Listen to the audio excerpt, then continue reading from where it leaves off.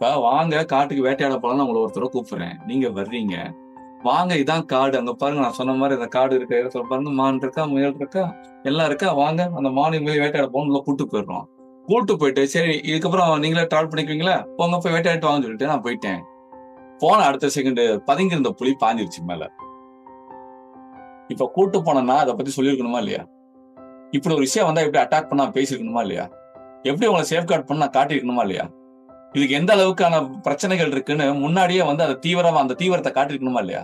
எதையுமே நான் செய்யல. வாங்க மான் இருக்கும், முயல் இருக்கும். அழகா நீங்க வேட்டையாடிட்டு போங்கன்னு கூட்டு போயிட்டு, அப்படியே அழகான காடு பாருங்க. ஜாலியா இருக்கு பாருங்க காடுன்னு உங்கள இறக்கி விட்டு வந்துட்டா, இப்ப அது ஏன் தப்பா?